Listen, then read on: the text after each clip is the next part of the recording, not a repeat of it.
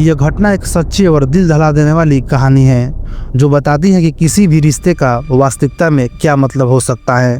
गुजरात की प्रसिद्ध गरबा सिंगर वैशाली बलसारा की हत्या ने न केवल राज्य को बल्कि पूरे देश को हैरान कर दिया था।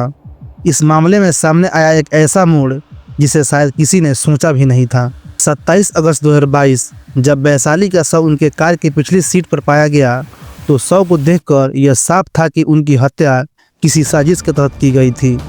पुलिस की जांच में पता चला कि उनकी हत्या गला घोटने के बाद की गई थी। पहले यह माना जा रहा था कि शायद एक लूटपाट का मामला हो सकता है, लेकिन कुछ ही दिनों बाद इस मामले में नया मोड़ आया जब पुलिस ने जांच के दौरान यह पाया कि यह हत्या किसी बाहरी व्यक्ति ने नहीं बल्कि उनकी करीबी दोस्त ने करवाई थी। तो क्या था मामला, चलिए विस्तार से जानते हैं।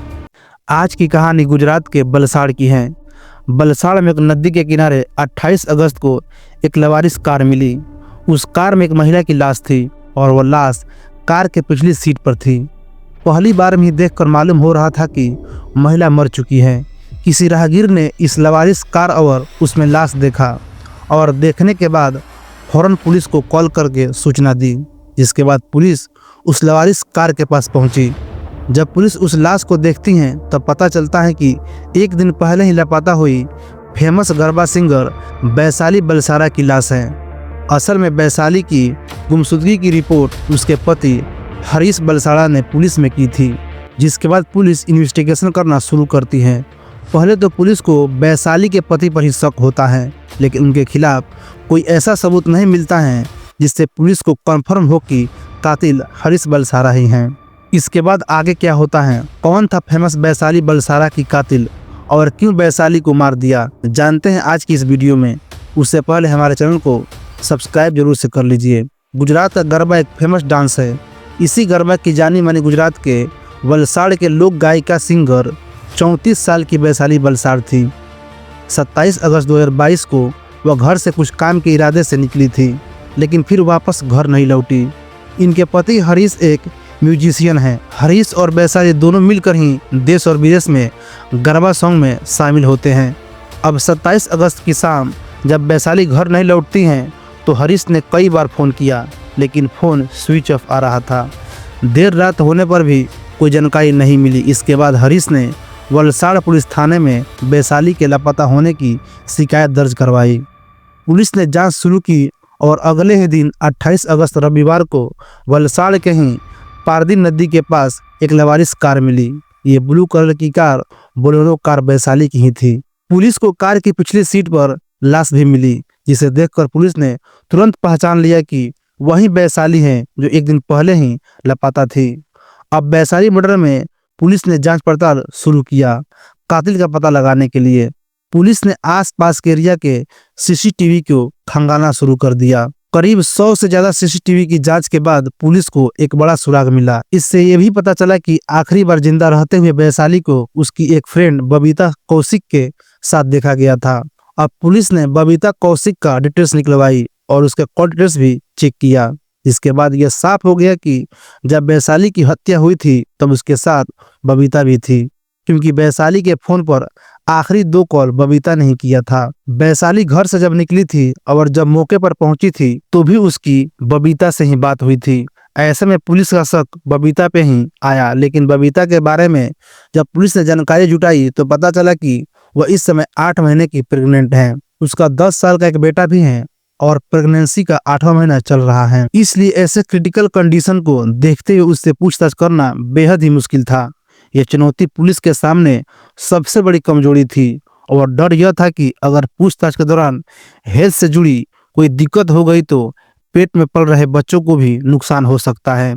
ऐसे में पुलिस ने इसका ध्यान रखते हुए एक नया और अनोखा तरीका निकाला। सबसे पहले डॉक्टर की एक टीम बनाई गई और फिर बबीता कौशिक के घर जाकर यह बताया गया कि आपकी दोस्त वैशाली का मर्डर हो चुका है। जांच में आखिरी बार आपसे बात होने की जानकारी मिली है, इसलिए आपसे कुछ जानकारी लेना चाहते हैं। साथ ही पुलिस ने डॉक्टर से भी मिलवाया ताकि बबीता को यह ना लगे कि उन्हें किसी तरह की परेशानी होगी, और इस तरह बबीता को भी पुलिस पर भरोसा हो गया। तब पुलिस ने बताया कि आखिरी बार जब आप वैशाली से मिली थी तो आपको कोई शक की नज़र में आया था। तब बबीता ने पुलिस को उलझाने का प्रयास किया, इसलिए झूठ बोलते हुए कहा कि हाँ, आखिरी बार जब मैं वैशाली से मिली थी तो वैशाली के साथ 2 और लोग भी थे, जिसमें से एक को वह पहचान सकती हैं। इस पर पुलिस ने कुछ लोगों की सीसीटीवी फुटेज के फोटो दिखाए। इसके अलावा पुलिस कुछ और लोगों के फोटो दिखवाए। यह फोटो उन लोगों के थे जिनका वैशाली मर्डर केस से कोई लेना देना नहीं था, लेकिन पुलिस के इस ट्रैप में बबीता फंस गई। उसने उन दिखाए हुए फोटो में से एक को पहचान लिया, फिर यकीन के साथ कहा कि ये वही आदमी है जो आखिरी बार वैशाली के साथ उसने देखा था। इस तरह पुलिस का शक यकीन में बदल गया कि वैशाली मर्डर में बबीता का ही हाथ है। इसके बाद महिला पुलिसकर्मियों ने समझाते हुए उससे पूछताछ की, तब पुरानी कहानी सामने आ गई। असल में मर्डर की यह पूरी कहानी 25 लाख रुपये से शुरू होती है। यह पैसे वैशाली ने बबीता को दिए थे। बबीता और वैशाली दोनों की 2 साल पुरानी दोस्ती थी। बबीता को जब भी पैसे की जरूरत होती थी तो वैशाली से मांगती थी, और इसी तरह वैशाली से बबीता ने अलग अलग बार में 25 लाख रुपए उधार ले लिए थे, लेकिन अब वह उन पैसों को लौटा नहीं रही थी, और इधर वैशाली बार बार अपनी पैसा वापस मांग रही थी। और पैसे वापस मांगने के लाख कोशिश के बाद 1 हफ्ते से वैशाली ने बबीता पर पैसे लौटाने के लिए दबाव बना रही थी। बबीता के पास पैसे नहीं थे। अब वो परेशान हो जाती हैं और ये सोचने लगती हैं कि वैशाली से पीछा कैसे छुड़ाया जाए। फिर बबीता के दिमाग में एक साजिश आती है, जिसके बाद बबीता वैशाली को जान से मारने का इरादा बनाती हैं। अब वह खुद से वैशाली को नहीं मार सकती थी क्योंकि वह प्रेग्नेंट थी। जिसके बाद बबीता ने फेसबुक के जरिए 2 सुपारी किलर से संपर्क किया। दोनों सुपारी किलर ने 8 लाख में वैशाली की हत्या की साजिश तय हो गई। इसके बाद बबीता और वैशाली में बात हुई। वैशाली ने 27 अगस्त को पैसे लौटाने की बात कही तो बबीता ने कहा, ठीक है, मैं पैसे मिल कर देती हूँ। इसके लिए उसने पुरानी और खाली पड़े हीरे की फैक्ट्री के पास मिलने के लिए बुलाया। चालाकी दिखाते हुए बबीता खुद उस दिन स्कूटी से घर से निकली थी, लेकिन फैक्ट्री से 2-3 किलोमीटर दूर ही उसने स्कूटी खड़ी कर दी और इसके बाद ऑटो लेकर वह उस जगह पर पहुंच गई जहां वैशाली को बुलाया गया था। यहाँ बबीता के साथ 2 कॉन्ट्रैक्टर किलर भी आए थे। बबीता और दोनों सुपारी किलर के आने के कुछ ही देर बाद वैशाली कार से वहां पहुंचती हैं। कुछ देर तक बात करने के बाद सुपारी किलर ने वैशाली पर हमला बोल दिया और वैशाली की गला घोंटकर हत्या कर दी।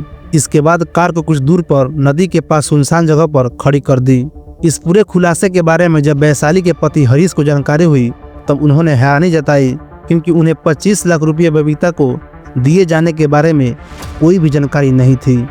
बलसाड़ पुलिस ने आगे जांच बढ़ाते हुए अब पंजाब से एक सुपारी किलर को भी दबोच लिया है, जबकि एक और सुपारी किलर की तलाश की जा रही है। जैसे जैसे जांच आगे बढ़ी, पुलिस ने बबीता के खिलाफ ठोस साक्ष्य इकट्ठा किए।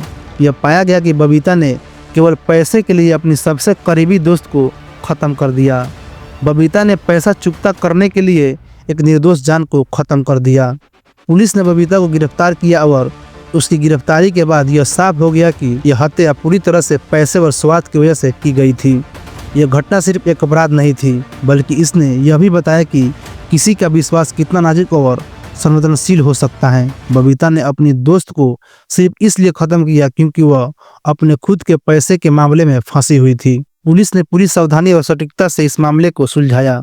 बबीता की गिरफ्तारी के बाद यह साफ हो गया कि यह हत्या किसी भावनात्मक कारण से नहीं, बल्कि पूरी तरह से वित्तीय और स्वार्थी कारणों से की गई थी। इस मामले ने यह सवाल खड़ा किया कि दोस्ती का क्या मतलब होता है जब पैसे की बात आती है। वैशाली बलसाड़ा की हत्या ने समाज को यह संदेश दिया कि कभी भी किसी के बारे में पूरी जानकारी नहीं हो सकती। विश्वासघात और लालच ने एक रिश्ते को खंडित किया और एक निर्दोष जीवन की हत्या कर दी।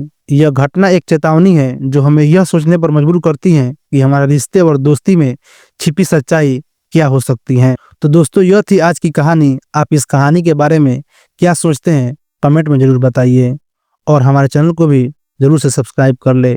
तो मिलते हैं एक और वीडियो में एक नई सच्ची कहानी के साथ। तब तक के लिए धन्यवाद।